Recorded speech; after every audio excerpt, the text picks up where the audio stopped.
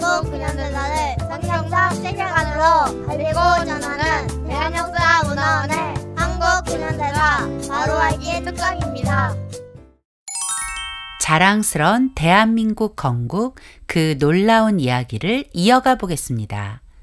지난 시간 우리는 대한민국 건국의 그 놀라운 과정의 첫 관문 50총선거와 50총선거를 통해 뽑힌 198명의 국회의원이 구성한 건국국회에 대해 살펴봤습니다. 우리는 그 과정에서 대한민국이 처음부터 하나님의 섭리로 탄생한 나라임을 확인할 수 있었습니다. 이번 시간에는 건국의 세 번째 관문, 대한민국 헌법 제정과 공포에 관한 이야기부터 시작해 보겠습니다.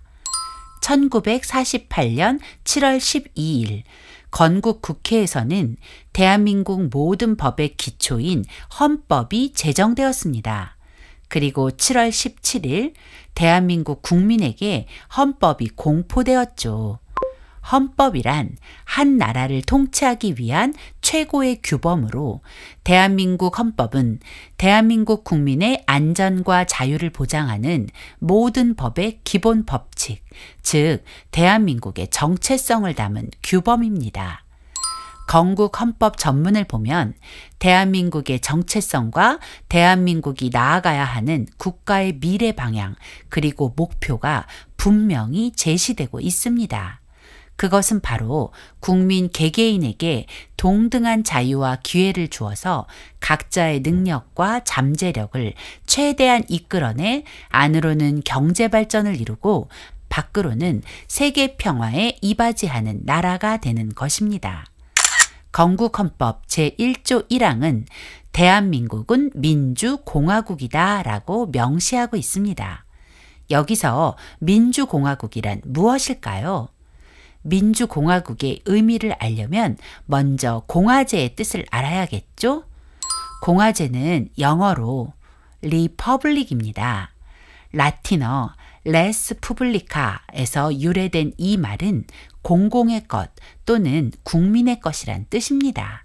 그래서 공화제, 즉 공화 정치를 채택한 국가를 공화국이라 부르는 것입니다.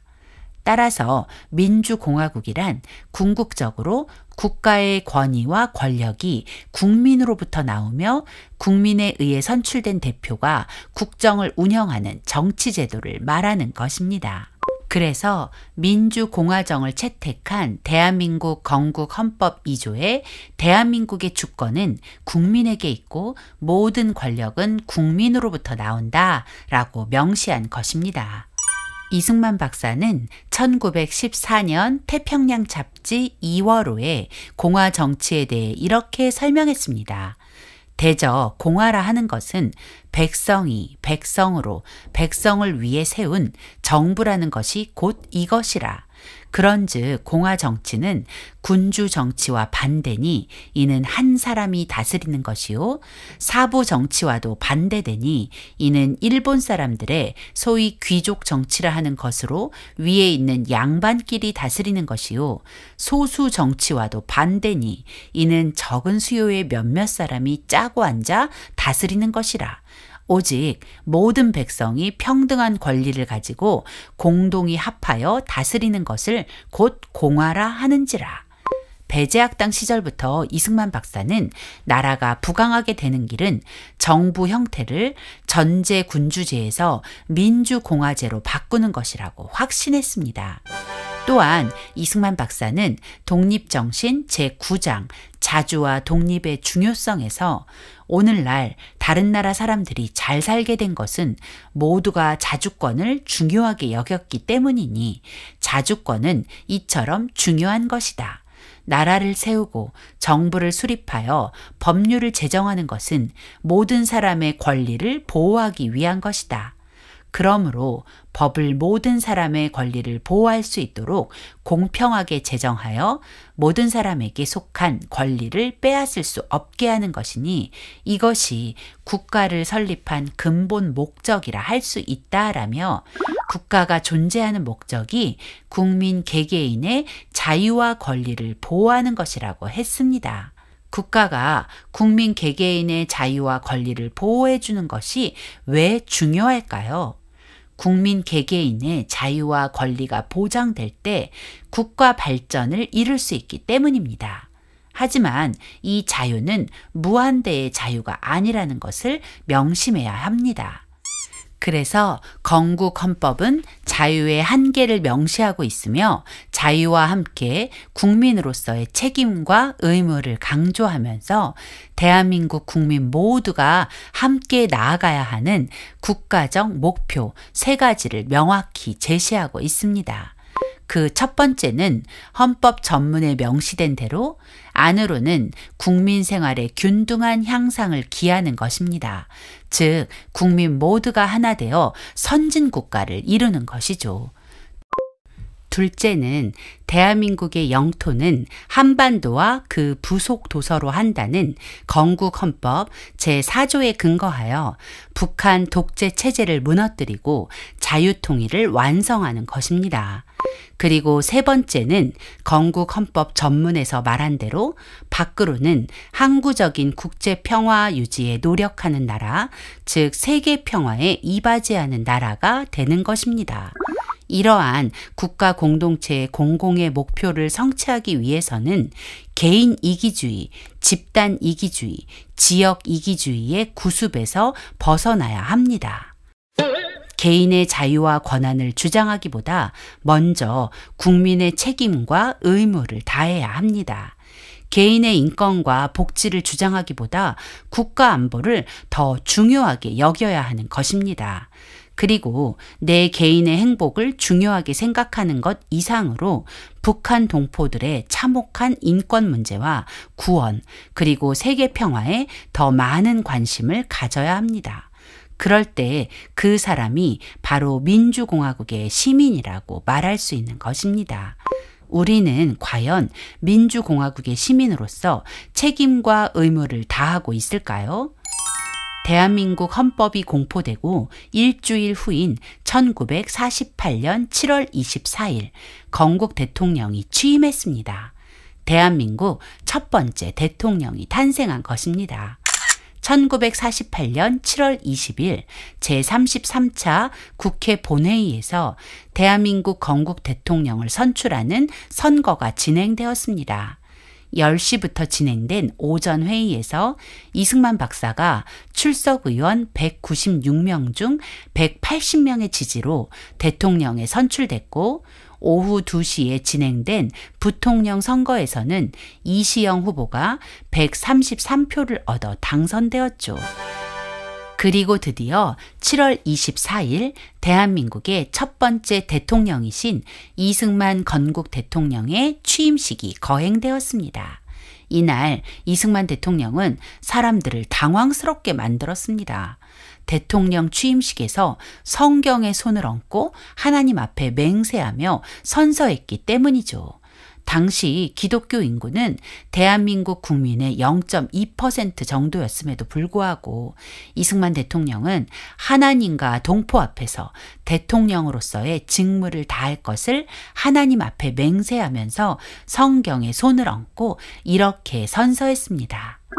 오늘 대통령 선서하는 이 자리에 하나님과 동포 앞에서 나의 직책을 다하기로 한층 더 결심하며 맹세합니다. 따라서 여러 동포도 오늘 한층 더 분발해서 각각 자기의 몸을 잊어버리고 민족 전체의 행복을 위하여 대한민국의 시민된 영광스럽고 신성한 직책을 다하도록 마음으로 맹세하시기를 바랍니다. 이승만 대통령은 대한민국과 대한민국 국민을 위해 전부를 바치기로 하나님 앞에서 거룩한 맹세를 하고 그 맹세대로 불타는 애국심으로 대한민국을 지켜낸 자랑스러운 건국 대통령이십니다. 그러나 대한민국은 건국 대통령을 잊은 지 오래입니다. 건국 대통령을 기념하지도 않고 오히려 학살자로 만들어 증오하기에 급급합니다. 하지만 진실은 그는 위대한 대한민국의 건국 대통령으로서 대한민국을 위해 전부를 바친 사람이라는 것입니다. 6.25 전쟁 당시 맥아더 장군 후임 미 8군 사령관으로 대한민국에 왔던 매튜 리지웨이 장군은 이승만 대통령을 이렇게 평가합니다. 이승만은 공산주의에 대한 증오에서는 타협을 몰랐고 자기 국민에 대한 편애가 심했고 불가능한 일을 끈질기게 요구했으나 마음속에는 깊은 애국심으로 가득했고 애국심의 의지에 오랜 망명 생활을 보내고 귀국한 이후 눈뜬 시간의 거의 전부를 나라를 위해 바쳤다. 제임스 벤플리트 장군 역시 이승만은 위대한 한국의 애국자, 강력한 지도자, 강철 같은 사나이, 카리스마적인 성격의 소유자로 자기 체중만큼의 다이아몬드에 해당하는 가치를 지닌 인물이다. 군생활 마지막 9년 동안 세계 각국의 쟁쟁한 정치가들을 만나는 행운을 얻었다. 그 중에 이승만 박사가 가장 뛰어나다. 이렇게 말하며 이승만 대통령을 높이 평가했고 존경했습니다. 대한민국은 건국부터 세상이 인정하는 지도자가 있었다는 것을 알아야 합니다. 1948년 8월 15일 드디어 대한민국은 정부 수립을 선포하며 자랑스런 건국을 선포했습니다. 이날 신생국 대한민국의 건국 행사는 중앙청 광장에서 열린 정부 수립 선포식, 즉 정부 수립 국민 축하 대회였습니다. 이날 기념사에서 이승만 대통령은 자유민주주의를 지향하는 새나라 대한민국은 양반 계급만을 위했던 조선시대와는 달리 평민의 자유가 보장되는 평등한 나라가 될 것이라고 강조하며 그에 따라 양반과 상놈, 부자와 가난한 자, 남자와 여자, 남한 출신과 북한 출신이 모두 동등한 기회와 권리를 가지고 법 앞에서 평등하게 보호받게 될 것을 강조했습니다. 그리고 이승만 대통령은 국민을 향해 이렇게 말했습니다. 민주주의를 전적으로 믿어야 될 것입니다. 민주제도가 어렵기도 하고 또한 덜어는 더디기도 한 것이지만 의로운 것이 종말에는 악을 이기는 이치를 우리는 믿어야 할 것입니다. 이승만 대통령은 민주주의는 당장 눈에 보이는 변화가 나타나지 않을 수 있지만 반드시 민주주의의 아름다운 열매를 보게 될 것이라 강조하면서 자유민주주의가 대한민국이 지향하는 목표임을 말한 것입니다.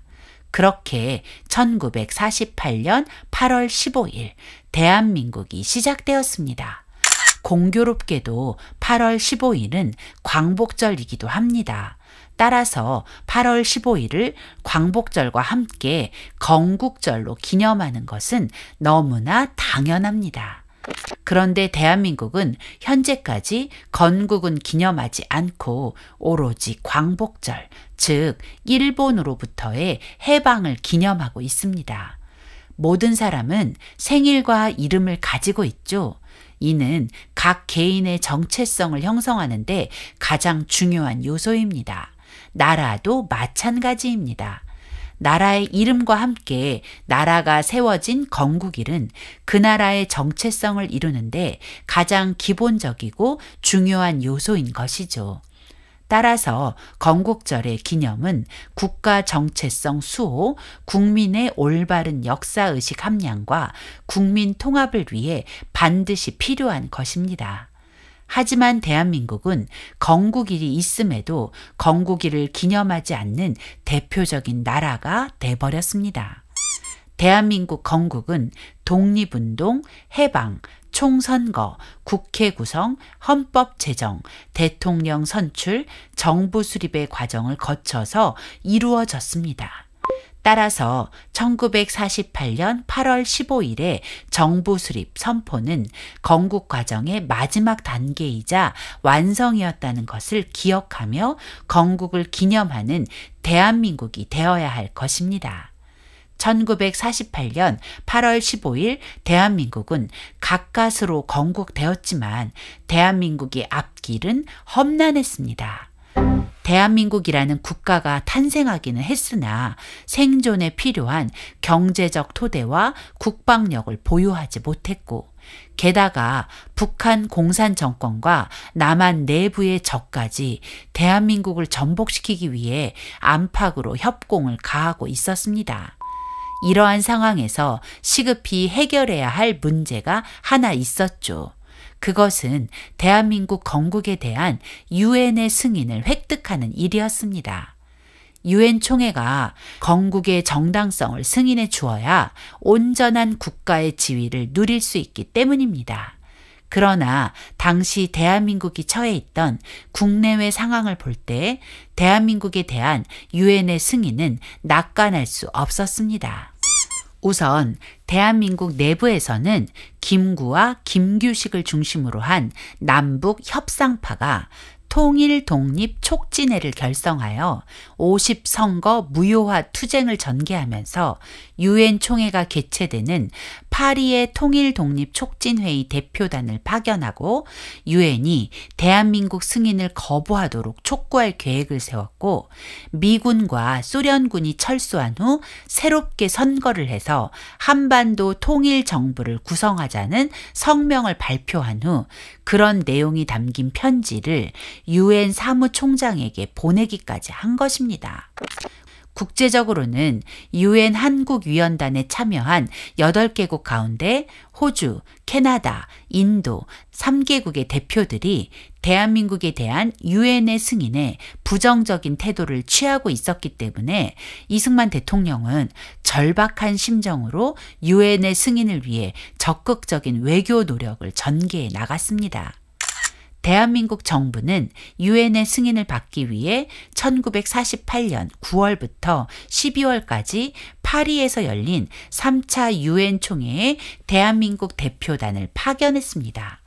제3차 유엔 총회에 참석한 대표단의 명단은 장면을 단장으로 조병옥, 김알란, 모윤숙, 정일영, 김우평, 장기영, 김진구 모두 8명이었습니다. 유엔의 한국 승인 문제는 총회 폐막이 임박한 12월 6일에야 정치위원회에서 토론되기 시작했고, 장시간의 토론 끝에 12월 8일 한국 문제를 총회의 상정키로 결정했습니다. 한국 문제에 관한 토론은 유엔 총회의 마지막 날인 11일에 시작되었으나 독설가로 이름난 소련 대표 비신스키를 앞세운 필리버스터, 즉 고의적 의사진행 방해 전술로 인해 결론을 내리지 못하고 다음 날인 12일 새벽까지 이어졌죠. 의장은 일단 정회를 선포하고 같은 날 오후 3시에 회의를 다시 진행하기로 했습니다. 어김없이 비신스키가 기세 좋게 등단했고 예상대로 그는 독설을 퍼붓기 시작했습니다. 그런데 갑자기 놀라운 일이 벌어졌습니다. 눈을 번뜩거리고 팔을 들어 연설하던 비신스키가 벼랑간 목이 매더니 15분 만에 목을 부여잡고 내려가 버린 것입니다. 갑자기 치통과 함께 성대 결절이 찾아온 것이죠. 비신스키의 예상치 못한 퇴장으로 총회는 즉각 투표에 들어갔고 표결 결과 대한민국 승인안은 찬성 48대 반대 6 기권 1표로 대한민국은 유엔의 정식 승인을 얻어 합법적인 국가로서의 국제적인 지위를 얻게 된 것입니다. 반면 이에 대항해 소련이 상정한 50 총선 결과 폐기와 유엔 한국위원단의 해체 동의안은 46대 6 기권 3표로 부결되었죠. 대한민국 승인 결의안이 극적으로 유엔에서 통과된 시각은 1948년 12월 12일 오후 5시 8분이었습니다. 이 모든 과정이 단순한 우연일까요? 그렇지 않습니다. 이 모든 일은 역사를 주관하신 하나님께서 개입하신 결과였습니다. 유엔의 승인이 없었다면 오늘날 대한민국은 존재하지 못했을 것입니다. 왜냐하면 6.25 전쟁이 일어났을 때 대한민국은 유엔의 승인을 받은 합법적인 국가이므로 유엔군의 참전을 얻어낼 수 있었기 때문입니다. 1907년 헤이그 만국 평화회의는 물론 1919년 파리 강화회의 회의장에도 우리 대표단은 입장조차 할 수 없었습니다. 당시 우리 손을 잡아준 나라는 없었으니까요. 한국의 독립을 약속한 1943년 카이로 회담, 이를 재확인한 1945년 포츠담 회담에도 우리의 의견은 제대로 반영되지 못했습니다. 그러나 1948년 유엔 승인, 그때는 달랐습니다. 미국은 물론 프랑스, 자유중국, 필리핀 등 자유진영의 전폭적 지지와 후원을 끌어냈기 때문이죠. 이 일은 얼떨결에 얻어진 행운이 아니었습니다. 1905년 이후 이승만 대통령이 많은 방해와 오해를 견디며 꾸준히 전개한 외교 독립운동의 최종 승리였습니다. 그렇게 1945년 8월 15일 해방 후 3년 만에 우리는 대한민국이라는 나라를 가지게 되었습니다. 자유민주주의라는 아주 아름다운 정체성을 가지고 대한민국 민주공화국으로 태어난 것입니다. 모든 국민이 주인의 권리를 가지는 나라, 국민 각 개인에게 자유와 평등한 기회가 주어진 나라, 법으로 통치되는 나라, 이것이 바로 우리나라 대한민국입니다. 대한민국이 1948년 8월 15일 건국을 선포하자 북한은 9월 9일 조선민주주의 인민공화국이라는 이름으로 공산주의 나라를 선포했습니다. 그러나 북한은 이미 오래전 공산주의 나라의 모든 틀을 잡아두고 우리에게 분단의 책임을 돌리려 건국 선포 시기만 늦추었을 뿐입니다. 하지만 북한은 대한민국과 달리 국제사회로부터 합법 정부로 정식 인정을 받지 못한 괴뢰 집단일 뿐이었죠. 대한민국은 하나님이 주신 자유의 복음을 선물 받았습니다. 그 결과 한성 감옥에서 청년 이승만이 꿈꾼 선진한국과 선교한국의 꿈을 이루었습니다. 그리고 이제 우리에게 남겨진 사명은 통일 한국입니다. 하나님께서 주신 자유의 복음으로 북한을 자유롭게 하는 그 사명이 우리에게 남겨진 것입니다. 자유 복음 통일을 이루어 하나된 대한민국은 자유의 복음을 세계 열방에 선포해 하나님의 영광을 나타내는 제사장 나라로 더 견고히 서게 될 것입니다. 대한민국 건국은 하나님의 완벽한 작품이었습니다. 이 모든 일을 인도하신 하나님께 모든 영광을 올려드립니다.